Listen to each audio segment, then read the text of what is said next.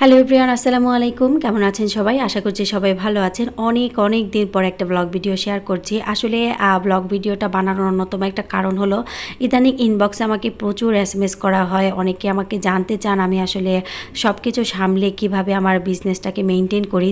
অনেকেই এখন জেনে গেছেন যে আসলে আমি ব্লগিং বাদ দিয়ে এখন আমি একটা ছোটোখাটো বিজনেস করছি। যদিও ওইটা আহামরি তেমন কিছু না, তারপরেও অনেকের আমার কাছের কিছু মানুষ আমাকে প্রশ্ন করেন যে আসলে এটা মেইনটেইন করি কীভাবে।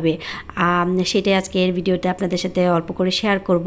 প্রথমে আপনার আজকে কিছু ডেলিভারি কাজ ছিল, সেগুলি আজকে রেডি করে নিই। আসলে মূলত হলো আজকে আমার ডেলিভারি খুব কম কাজ ছিল, যার কারণে এই ভিডিওটা মেক করার সুযোগ পেয়েছি। প্রতিদিনই আসলে চেষ্টা করি যে একটা ভিডিও বানাবো, আপনাদের প্রশ্নের আনসারগুলি দেওয়ার চেষ্টা করব, কিন্তু আসলে পেরে উঠি না। আজকে যেহেতু একটা সুযোগ ছিল, তাই এটা আজকে আপনাদেরকে ভিডিওটার মাধ্যমে আপনাদের প্রশ্নের আনসারগুলি দেব। আসলে আমি প্রথম খুব বেশি হিমশিম খেয়ে যেতাম যে আসলে আমি কিভাবে প্ল্যান করব বা কিভাবে এগুলি ডেলিভারি করতে হয়। যেহেতু আমার একদমই এই ব্যাপারে জ্ঞান শূন্য ছিলাম বলতে গেলে, আমার কোনো ধারণাই ছিল না সবাই কিভাবে ডেলিভারি নেয়, কিভাবে ডেলিভারি দেয় বা কিভাবে মেনটেন করে। আমি আসলে এটা সম্পর্কে কোনো প্রকারের অভিজ্ঞতাই ছিল না, তাই আমি প্রথম একটু হিমশিম তো অবশ্যই খেয়েছি, কিন্তু এখন আস্তে আস্তে সেটা অনেকটা রুটিনে নিয়ে এসেছি, যেটা আমাকে অনেকটা হেল্প করেছে।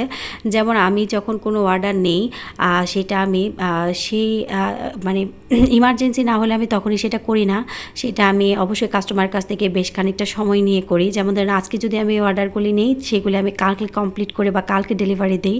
আবার কালকে যেইগুলি আমি অর্ডার পাবো, সেগুলো আমি আমার পরশুদিন তাকে ডেলিভারি করব কাস্টমারদের কাছে।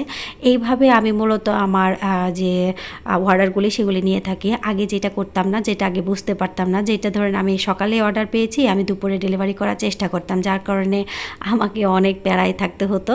যাক, এখন সেটা একদমই করি না। একদিন আগে অর্ডার নিই বা 2 দিন আগে অর্ডার নিই, তারপরে আমি সেটা আস্তে ধীরে সুন্দর করে ডেলিভারি করি। এতে করে কি হয়, খাবারের মানটাও ভালো থাকে আর আমি একদমই পেরেশানি নিয়ে কাজটা করা হয় না। আবার এমনও অনেক সময় বড় অর্ডার যখন থাকে, সেটা আমি সময় নিয়েই করি। তারপরে আসুন, আপনাদের আরেকটা বড় প্রশ্ন হলো যে আমি আসলে কিভাবে ফ্যামিলি মেনটেন করি, তারপরে এই কাজগুলি করি। তারপরে এখন প্রশ্নটা হলো যে আমি আসলে বাসার সমস্ত কাজ সব কিছু কমপ্লিট করে ফাঁকা সময়, যেই সময়টাতে আমি ফোন দেখতাম বা যেই সময়টাতে আমি বাড়তি কিছু সময় আমার নিজের মতো সময়টা কাটাতাম, সেই সময়গুলিতে আমি এখন আমার এই ডেলিভারি কাজগুলি করি।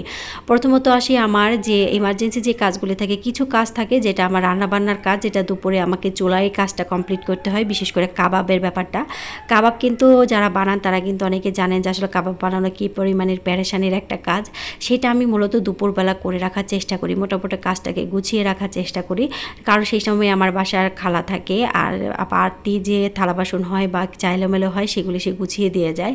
তারপরে বাকি কাজটা আমি যখন নিরিবিলি হয়, বাচ্চারা টিভি দেখে বা ঘুমায়, তখন আমি এই কাজটা করি। যখন বিকেলবেলা তারা খেলে, এই সময়টাতে বসে আমি সেই বাকি কাজটা শেষ করি। তারপর আরেকটা সময় কাজ করি, সেটা হলো রাতে যখন বাচ্চারা ঘুমিয়ে পড়ে, সবাইকে খাওয়া দাওয়া শেষ করিয়ে রাত 11টার পরে আমি আমার এই ডেলিভারি কাজগুলি করি। যাই হোক, এখন আস্তে আস্তে একটা রুটিন মাফিকে এসেছি, এইভাবে করছি। এখন অনেকটাই পেরেশানি মুক্ত বা অনেকটা ঝামেলা মুক্ত আছি। যাই হোক, হুটহাট অনেকেই বলেন যে কী এমন হলো যে আমি আমার আসলে এই বিজনেসে আসতে হলো। যাই হোক, আপনাদেরকে ছোট্ট করে শেয়ার করি। আসলে অভাবের কারণে বা আমাকে অনেক বেশি প্রবলেমে পড়ে গেছে, এর জন্য আসলে আমাকে বিজনেসে আসার নয়। আমি আসলে খুব শখের বসে বিজনেসটা শুরু করেছি। আর হলো আমার আসলে খুব ইচ্ছে ছিল জীবনে কিছু একটা করার, ছোট হোক যাই হোক, অল্প কিছু হোক, তাতেও কিছু আমার সমস্যা ছিল না, কিন্তু ইচ্ছে ছিল কিছু একটা করব। তাই আমাকে আসলে এই বিজনেসটা স্টার্ট করেছি।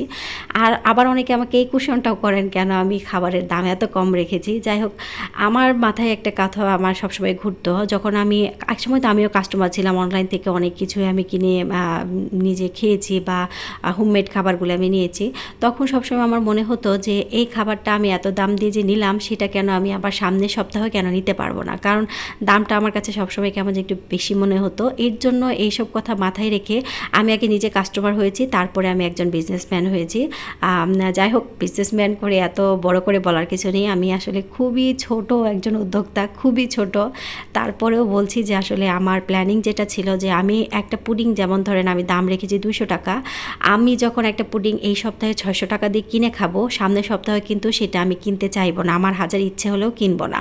যাই হোক এই চিন্তাভাবনা থেকে আমি একটা পুডিংকে 200 টাকায় করেছি। তার কারণ হলো যেন আমার কাস্টমার এটা আবার রিপিট হতে পারে, যেন সে চাইলে বা তার প্রয়োজন হলে সে আবার আরেকটা নিতে পারে, তার জন্যই আসলে মামার এই আয়োজন। যাই হোক, আজকের ভিডিওটা এখানে শেষ করছি, আরও গল্প হবে অন্য কোনো ভিডিওতে। আল্লাহ হাফেজ।